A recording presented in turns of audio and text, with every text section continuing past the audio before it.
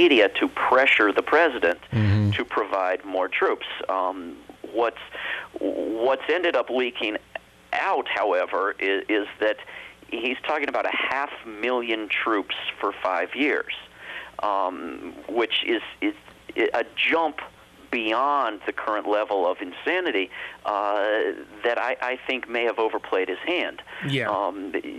We're supposed to have a civilian commanding the military in times of war for a reason, right? Because the military cannot command itself. There will be no restraint then. Right. But we are also supposed to have a legislature telling the president when time of war is over and when it can begin again. And Congress has a duty to represent our majority opinion, which is now against both of these wars, and Pakistan and Iran and so forth. So, if we had a representative republic, these wars would be over. We're waiting for Congress to represent us. And we're talking about General Stanley McChrystal, top U.S. and UN commander. So he's over all the troops, even the other nations that are fighting over there.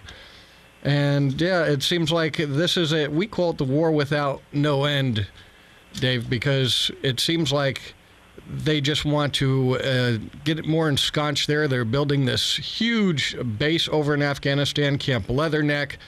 And if I was the Afghanis, I'd be worried. I'd be worried that these people never intend to leave. Well, they're not worried. They know it for a fact. The Iraqis know it. The world knows it. I don't know what percentage of Americans know it, but our government has no intention of ever leaving Iraq or Afghanistan or, well over 100 other nations that we permanently occupy. We need to change that.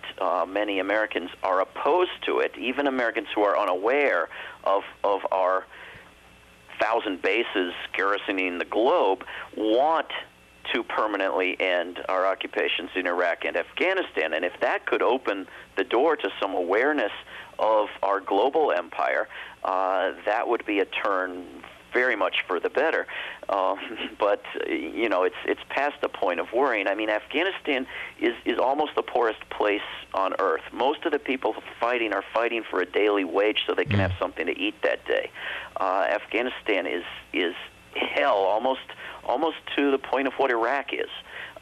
And they understand that U.S. is there as an occupying force, but if we expand, if we escalate, if we put in anything remotely approaching 500,000 troops or 100,000 more troops, things will get worse, not better. We've given so much power to the military and to secret agencies like the CIA that is absolutely unaccountable, uncontrollable, now explicitly above the law. We will not prosecute crimes committed by the CIA. And you give that kind of power to people, they are going to use it.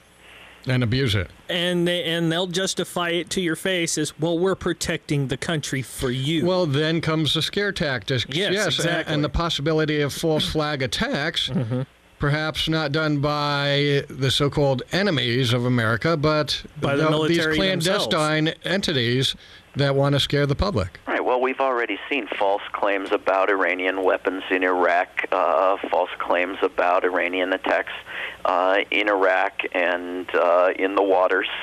We've seen these kinds of lies almost routinely now. I mean, the pressure to go into Iran is just not going to let up. We're going to have to come to a realization that we have to stop opposing each aggressive war, because then that just launches the next one. We have to somehow manage to stop the entire idea of aggressive wars, and that's going to take a radical change.